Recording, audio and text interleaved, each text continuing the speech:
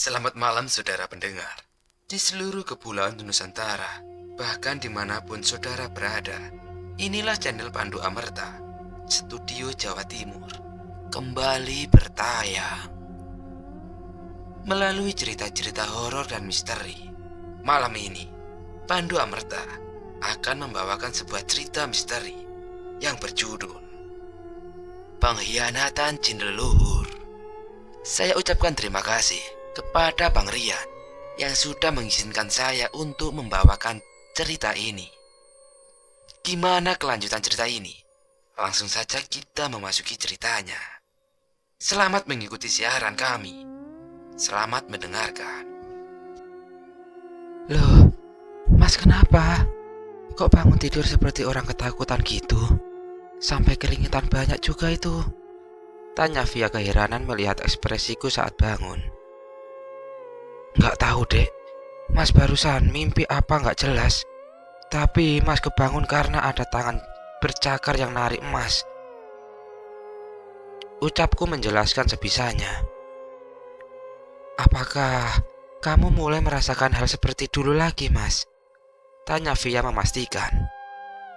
Nggak tahu dek, tapi yang jelas dalam mimpi Mas tadi, suasananya sama persis dulu saat bisa melihat alam astral. Jawabku menjelaskan. Terus kamu ingat tidak siapa yang menarikmu itu? Apa dia? Tanya Via padaku memberi kode. Siapa yang kamu maksud, Ndok? Apakah Adi Wilaga? Tanyaku balik pada Via. Iya, Mas. Siapa lagi? Sosok bercakar itu pasti dia. Lagian tadi kamu bilang, setelah ditarik tangan bercakar itu, kamu langsung terbangun kan? Mungkin itu upaya Adi Wilaga menyelamatkanmu, ucap Via. Setelah berbicara dengan Via, aku malah menjadi semakin cemas. Apakah aku akan memiliki kemampuan itu lagi? Apakah kemampuanku perlahan mulai aktif lagi? Apakah memang takdirku untuk selalu bersinggungan dengan hal seperti itu lagi? Sudah Mas, nggak usah dipikirin. Jalani saja seperti biasa. Toh kalau memang harus kembali seperti dulu lagi, itu memang sebuah takdir yang harus dijalani. Apalagi bapaknya Mas kan dulu pernah bilang kalau harus meneruskan perjuangan bapak kan. Pasti ada hal bagus dari takdir yang harus Mas jalani ini, ucap Via berusaha menenangkanku. Iya sih Ndok, tapi kalau seperti itu aku harus benar-benar berlatih kali ini supaya tidak mudah terperdaya makhluk astral itu. Tapi tetap harus menunggu Mbah Margono pulang untuk aku bertanya baiknya seperti apa, ucapku menanggapi nasihat Via. Iya, coba besok kalau Mbah Margono sudah kembali, kamu coba tanyakan baiknya gimana. Sekarang kamu mau mandi dulu atau enggak? Soalnya basah kuyup tubuhmu, kena keringat, tanya Via. Jam berapa emang sekarang? Tanyaku sambil melihat jam dinding di kamar. Sudah jam 3 lewat seperempat Mas. Makanya sana mandi. Sekalian wudhu nanti terus sholat. Karena udah waktunya, aku siapin baju gantinya. Via menjawab sambil berlalu keluar kamar. Setelah menenangkan diriku sendiri, aku pun turun dari kasur untuk melihat keadaan di sekitar rumah ini. Saat keluar dari kamar, terlihat bapak dan ibu mertuaku sedang duduk santai sambil menonton TV. Aku berjalan menuju jendela yang berada di belakang mereka, dan kulihat cuaca di luar rumah. Ya memang sih, tetap sedikit berawan, tapi terlihat juga sinar matahari yang sudah mulai sedikit condong ke barat, mulai merangsek menembus awan-awan yang berada di depannya, dan mungkin nanti akan cerah. Loh, Yan, udah bangun? Loh, tapi kok keringetan begitu? Udah sana mandi dulu, bajunya biar disiapin istrimu, ucap ibu mertuaku yang melihat keadaanku setelah bangun tidur. Hehehe, iya bu, maklum, Barusan ini mimpinya agak aneh, jadi bikin gerah, makanya keringetan, jawabku. Ah, biasa itu Yan. Oh iya, habis ini bapak pingin ngomong sebentar yo. Kalau kamu udah selesai, Ucap bapak mertuaku menambahkan. Iya pak, ini Rian mandi dulu, sekalian sholat. Aku pun melangkah menuju kamar mandi. Karena kamar mandinya berada di sebelah dapur, aku sedikit khawatir apakah akan ada makhluk yang berada di dalam mimpiku tadi akan muncul juga di sana. Karena ruang tengah dan dapur terpisah oleh pintu yang memiliki gorden. Aku mencoba perlahan mengintip sedikit melalui celah gorden itu. Kulihat area sekitaran dapur, tidak ada siapapun di sana.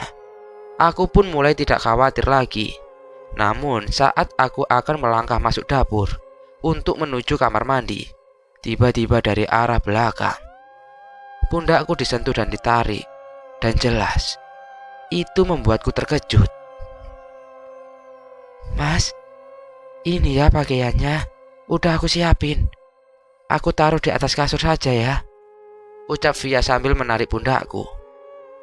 Astagfirullah, kamu ini loh, ngagetin aja sih. Udah taruh sana saja, omelku pada Via karena mengejutkanku. Ah, apaan sih mas? Gitu aja kaget, protes Via padaku. Dengan sedikit emosi, aku pun melangkah menuju kamar mandi untuk membersihkan badanku dari keringat yang menempel. Kuguyur perlahan air ke setiap bagian tubuh, dan air di sini terasa sangatlah segar. Karena di rumah mertuaku ini tidak berasal dari air PDAM, jadi murni langsung dari alam, bahkan tidak menggunakan keran air. Jadi air lewat begitu saja. Setelah masuk bak air, langsung mengalir lagi. Saluran pembuangan air yang langsung tersambung kolam ikan. Saat aku sedang mandi, samar-samar aku mendengar suara geraman. Karena mendengar suara tersebut, aku mencoba untuk menghentikan mandiku untuk mendengarkan dengan jelas asal dari suara itu. Benar saja, suara geraman itu memang benar ada.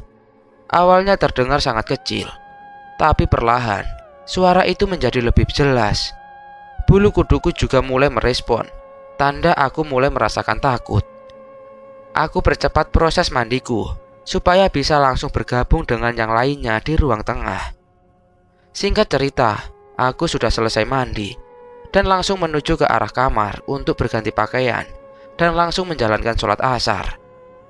Saat sholat, sama sekali tidak ada kendala apapun. Aku jalankan khusyuk mungkin. Hingga akhirnya sholatku selesai. Setelah selesai melaksanakan sholat, sesuai permintaan bapak mertuaku yang ingin berbincang denganku, aku pun menemuinya di ruang tengah. Beliau sedang duduk sambil menonton TV, ditemani segelas kopi dan pisang goreng yang masih hangat. Lagi lihat apa pak? Tanyaku mendekati sambil duduk kursi sebelahnya. Biasa ini loh Yan, berita sore. Oh iya Yan, bapak mau ngomong. Dengan nada santai bapak menatapku. Iya pak, gimana? Sambil mengambil pisang goreng di meja aku pun menjawab. Kamu ini harus meneruskan perjuangan bapakmu loh Yan. Karena yang dilakukan bapakmu itu hal baik. Niatkan hal baik itu supaya menjadi pahala yang mengalir terus buat bapakmu. Jangan takut dengan resikonya. Kamu kan gak sendirian. Tiba-tiba bapak mertuaku memberikanku nasihat. Sebenarnya aku juga inginnya seperti itu pak. Tapi saya gak berani. Seumpama kehilangan orang yang saya sayangi lagi. Apa malah aku yang bakal merepotkan orang lain lagi? Jawabku sedikit lemas. Satu pertanyaan bapak. Mau sampai kapan kamu bakal seperti ini terus? Mungkin pertanyaan ini sama dengan gurumu pas bertanya sama kamu beberapa hari lalu. Kamu itu tidak sendirian. Di belakangmu banyak yang akan membantu, terutama yang sekarang menjaga Via. Dia juga bakal setia membantumu. Seperti tadi. Udah, Bapak juga mau mandi. Rasanya gerah banget. Aku juga bingung. Agak mendung tapi kok gerah. Apa mau hujan besar ya ini? Ucap Bapak sambil berdiri dan berlaru menuju kamar mandi. Setelah apa yang dikatakan Bapak mertuaku, aku menjadi semakin bingung dengan apa yang sebaiknya akan aku lakukan setelah ini. Apakah benar aku harus kembali masuk ke dalam dunia astral seperti dulu? Mungkin saja masih bisa sih. Hanya saja kali ini aku benar-benar harus berlatih lebih giat lagi. Dan memang benar apa yang dikatakan oleh bapak mertuaku. Apapun hal baik yang sudah dilakukan orang tuaku memang harus diteruskan. Karena itu akan menjadi pahala yang mengalir terus-menerus pada mereka.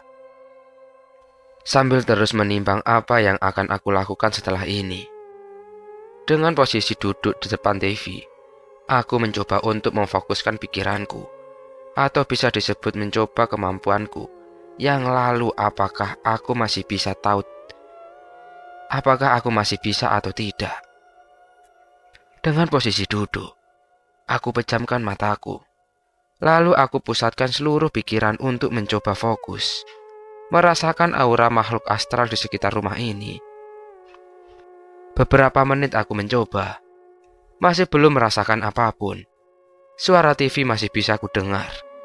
Itu menandakan aku belum fokus dalam mencoba. Namun setelah beberapa menit, suara televisi itu mulai sedikit demi sedikit mengecil, dan kelamaan suara itu hilang tak terdengar. Keadaan di sekitarku kini terasa sangat sunyi. Hanya ada hembusan angin yang sesekali menerpa kulitku.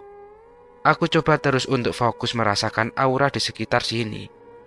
Dan setelah beberapa menit ku coba, aku mulai mengenal ada satu aura yang tidak asing untukku. Apakah benar ini dia? Tanyaku dalam hati. Dan saat aku berkata demikian, terdengar suara kecil yang masih samar-samar menjawab, "Itu benar." Mendengar jawaban itu, aku sedikit tersenyum. Dalam batinku rasa ingin bertemu dengan mereka tiba-tiba meningkat. Tetapi di saat yang bersamaan, aku merasakan ada aura yang cukup besar, namun bersifat negatif. Aura jahat yang sepertinya belum pernah aku rasakan. Di saat aku sedang terus mencoba fokus, tiba-tiba tubuhku merasa sedikit bergoyang. Entah kenapa, dan membuat serasa fokusku mulai memudar. Dan setelah itu terdengar suara TV yang perlahan muncul bersamaan dengan suara Via yang ternyata sedang menggoyangkan tubuhku untuk membuatku membuka mata. Mas, bangun loh. Kita mau pulang jam berapa? Keburu hujan soalnya," ucap Via membuatku tersadar. "Ah, kamu ini, Mas lagi mencoba fokus lagi, malah digangguin loh," protesku pada Via karena mengganggu uji cobaku. Lah aku kira kamu tidur sih. Kan katanya nggak mau lagi bersinggungan dengan hal seperti itu," ucap Via sedikit merasa bersalah. "Awalnya memang gitu sih, Nduk. Cuman tadi habis dikasih nasihat sama bapak. Kalau hal baik yang diturunkan sama orang tua, jangan sampai dilupakan begitu. Makanya, Mas coba lagi. Barangkali minat itu tumbuh," jelasku pada Via. "Lah, terus hasilnya gimana, Mas?" tanya Via penasaran. "Sepertinya Mas memang harus mendalami itu sih, Nduk. Di lain untuk melanjutkan hal baik Bapak, Mas rasa juga bisa melindungi kamu dari godaan makhluk sebelah juga kan?" jawabku pada Via. Via pun menerima penjelasanku, dan tidak masalah baginya jika aku mulai kembali mempelajari ilmu soal dunia spiritual. Karena keadaan cuaca sore hari ini yang aku kira akan cerah, ternyata malah semakin mendung. Via meminta padaku untuk segera pulang, karena nanti akan ada tamu yang sudah membuat janji bertemu untuk membuat jahitan baju. Via memang sudah beberapa bulan sejak pernikahan kita memutuskan untuk membuka jasa jahit. Dan ternyata pelanggan yang datang pada kami cukup senang dengan hasil jahitan Via. Dan baru beberapa bulan sudah memiliki banyak pelanggan. Karena ini masih termasuk di beberapa bulan pertama Via membuka jasa itu. Makanya Via memaksa untuk pulang, takut kalau pelanggan itu akan kecewa. Dan mau bagaimana lagi? Karena sudah membuat janji mau tidak mau, akhirnya terpaksa kita harus segera pulang. Kita pun mulai mengemasi barang bawaan kami yang tadi kita bawa. Melihat kita sedang berkemas, ibu mertuaku langsung bertanya pada kita. "Loh, kok udah siap-siap? Apa mau balik sekarang?" tanya ibu mertuaku penuh kecewa. "Iya ini Bu, Via katanya ada janji. Sama cuaca sepertinya mau hujan. Khawatir nanti kemalaman gak bisa ketemu katanya," jawabku menjelaskan. "Oh, ya udah, gak apa-apa. Tapi besok kalau ada waktu lagi, harus buruan main kesini lagi ya.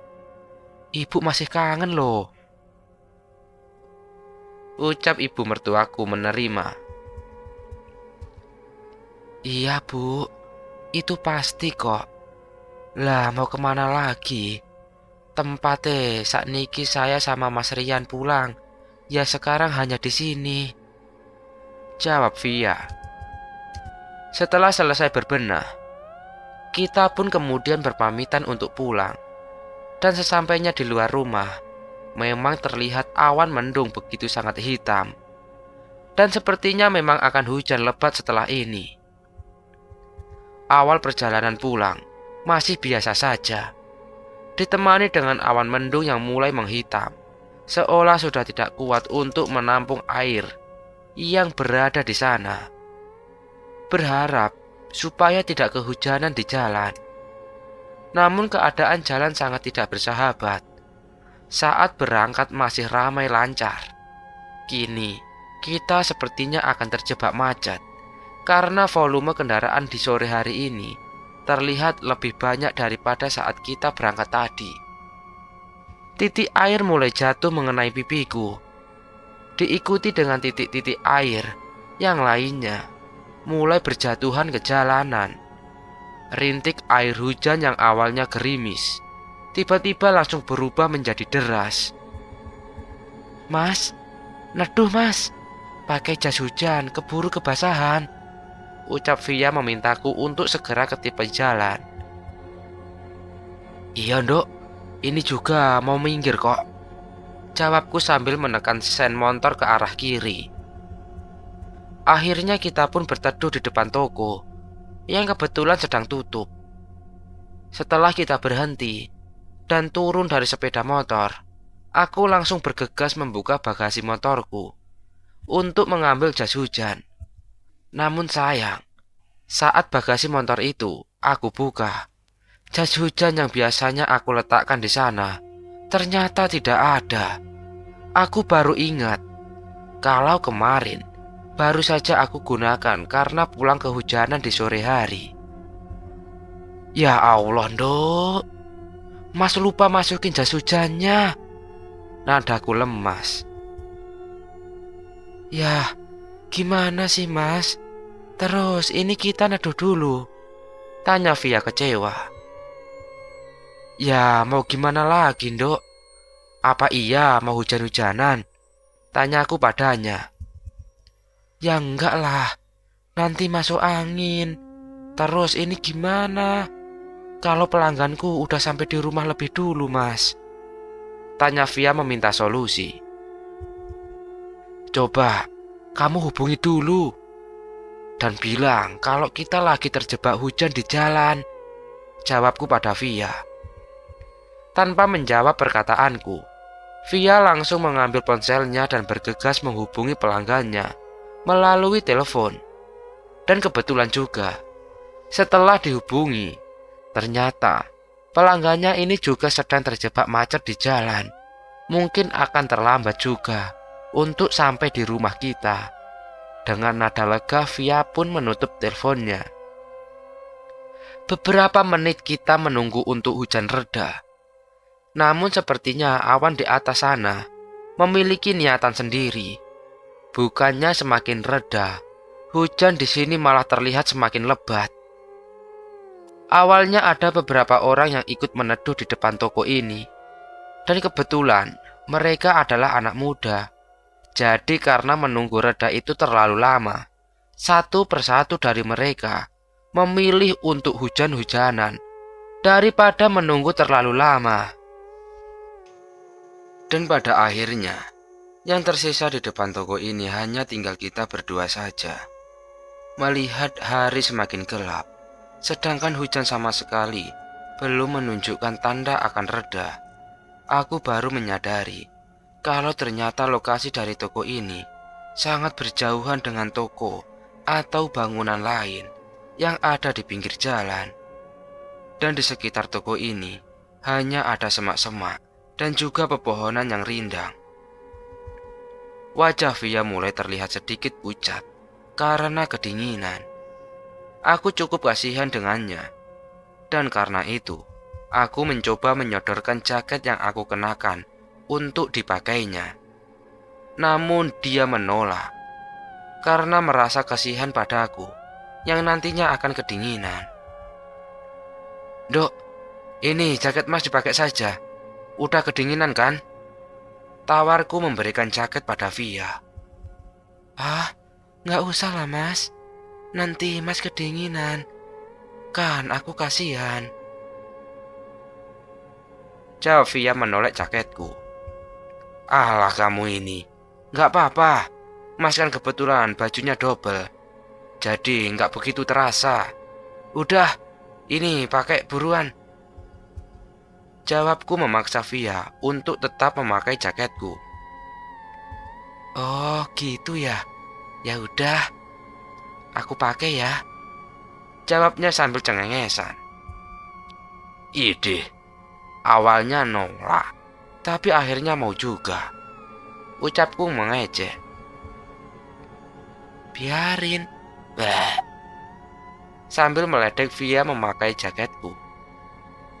Tingkah Via ini sesaat mengingatkanku akan sosok Sinta, di mana dia selalu bersikap seperti itu. Sempat juga terpikir apakah Sinta masuk ke dalam tubuh Via. Tapi aku rasa sih tidak mungkin. Karena teringat akan sosok Sinta. Sambil menunggu hujan reda, aku melamun mengamati keadaan sekitar, di mana hari sudah benar-benar menjadi gelap. Lirih-lirih suara azan maghrib mulai terdengar. Sambil melihat keadaan sekitar, tiba-tiba tubuhku merasakan hawa yang terasa begitu dingin. Bukan karena angin atau hujan ini, karena ini hanya aku rasakan sesaat. Atau bisa dikatakan seperti ada sesuatu yang berjalan melintasiku, membawa hawa dingin itu. Setelah itu dari arah semak-semak, aku mendengar suara serak, serak, serak. Seperti ada yang akan keluar dari balik semak-semak itu. Aku coba arahkan pandangan ke arah sana, memastikan apa yang akan keluar dari dalam sana. Hal mengejutkan terjadi. Dari balik semak-semak itu, muncul seseorang anak kisaran umur 2 tahun, sedang merangkak keluar dari balik semak-semak. Tetapi keadaan anak tersebut tidaklah normal. Anak ini memiliki diameter kepala yang sangat besar, ditambah dengan rambut yang tidak rata. Aneh bagiku, bagaimana bisa ada anak berada di tempat seperti ini dalam keadaan hujan. Karena terkejut, aku menjadi terpaku, tidak bergerak sama sekali. Anak itu kemudian mencoba untuk berdiri dari posisi merangkaknya. Setelah dia berhasil berdiri, aku kembali dikejutkan dengan kondisi wajah anak itu yang sangat menjijikkan. Muka dengan separuh wajah, Kulitnya terlepas dan dipenuhi belatung. Ditambah dengan bola mata yang sebelah kanan seperti hampir pecah dan satunya lagi menggantung. Hal ini membuatku meminta Via untuk segera naik ke atas motor dan segera pergi. "Dok, buruan, ayo kita langsung pulang saja. Kita terjang saja hujan ini, gak apa-apa. Udah maghrib soalnya," ucapku sambil menarik Via untuk segera menuju ke motor. "Kenapa sih mas? Memangnya hujannya masih agak deras loh," tanya Via kebingungan. "Udah gak apa-apa, kamu buruan naik," ucapku terburu-buru. "Ya udah, ini jaketmu dipakai dulu," ucap Via sambil melepaskan jaketku yang sedang dia kenakan. "Udah gak apa-apa, kamu pakai aja buruan. Mas gak bakal kedinginan kok, tenang saja. Jarak tinggal sedikit lagi aja," jawabku meminta Via untuk segera naik motor.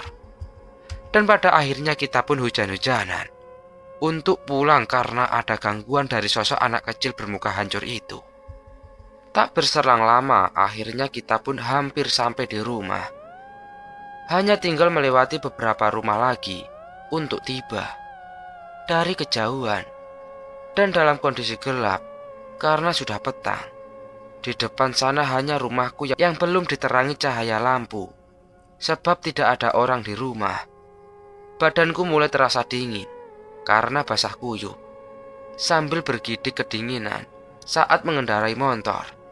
Sengaja aku melihat ke arah rumah, memastikan pelanggan yang sudah membuat janji dengan Via istriku. Aku merasa ada seseorang yang berdiri di depan teras rumahku, sambil melihat ke arah kita. Aku pikir itu adalah pelanggan istriku yang sudah sampai terlebih dahulu dibandingkan kami. Terlihat orang yang berdiri di sana melihat kehadiran kita seolah beralih mundur untuk duduk di kursi teras depan rumahku. "Dok, sepertinya tamu kamu sudah sampai di rumah. Itu sepertinya masih menunggu di depan teras," ucapku memberitahu Via soal pelanggannya. "Ah, masa sih mas? Tadi padahal waktu kasih kabar masih cukup jauh loh dari rumah kita. Mereka bilang sampai di sini paling nggak setelah Isya," ucap Via tidak percaya. "Atau malah ada tamu lain yang datang di rumah kita?" tanya aku kembali pada Via. "Bisa jadi mas, tapi aku nggak ada janji dengan orang lain sih." "Ya udah mas, dipercepat saja. Kasihan kalau menunggu kelamaan," ucap Via. Aku pun mempercepat motorku supaya cepat sampai di rumah. Hujan yang sendari tadi terus mengguyurku. Tiba-tiba langsung berhenti saat aku tepat berhenti di depan rumahku. Ekspresi bingung langsung terpancar dari raut muka kami berdua. Via lalu bergegas turun untuk membuka pintu pagar rumah kita. Setelah itu aku masukkan motor ke halaman, lalu kuparkirkan tepat di depan teras rumah.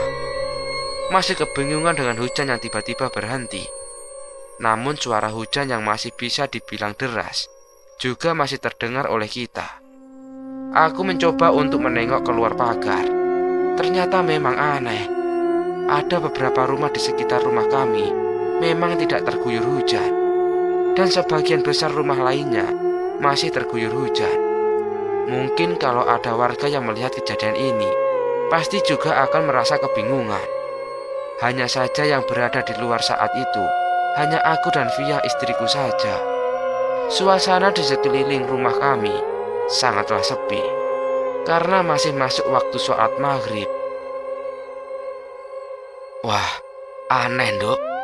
Sepertinya yang tidak terguyur hujan hanya rumah kita dan beberapa rumah di sekeliling kita, ucapku memberitahu Via. Saat aku berkata demikian, sembari berbalik arah, ternyata Via sudah tidak ada di depan teras, melainkan sudah masuk ke dalam rumah untuk menyalakan lampu dan segera mengambilkan handuk untukku karena aku sudah basah kuyup. Ini mas, handukan dulu, nanti masuk angin. Terus sana, langsung ke kamar mandi. Adik mau menyalain lampu seluruh ruangan dulu, biar terang, ucap Via menyodorkan handuk padaku. Ah, kamu ini lagi diajak ngobrol malah udah masuk duluan. Jadi seperti orang gila aku ngomong sendiri. Untung gak ada orang, ucapku sedikit jengkel. Maaf, habisnya gelap banget, gak nyaman di mata, jawab Via sambil tertawa. Oh iya mas, mana? Katanya ada orang menunggu di depan rumah. Ini kita udah sampai, buktinya gak ada siapa-siapa, tanya Via sambil melihat teras rumah. Iya juga ya, kok gak ada orang? Padahal tadi beneran aku lihat ada orang di depan rumah. Terus ngelihat kita hampir sampai, aku kira dia duduk di kursi teras, jawabku keheranan. Karena tidak menemukan orang di depan rumah, pikirku mulai sedikit negatif. Apa jangan-jangan yang aku lihat tadi adalah maling? Aku langsung meminta Via untuk segera memeriksa kamar. Dan sedangkan aku langsung berlari ke bagian ruang tengah dan lantai 2. Andaikan yang kulihat itu memang maling, pasti dia masih ada di sekitaran rumah. Ruang tengah semuanya masih terlihat rapi, tidak ada tanda-tanda adanya orang masuk. Saat akan menaiki tangga menuju lantai 2, samar-samar aku melihat ada sosok berjalan menuju ke arah tengah lantai 2.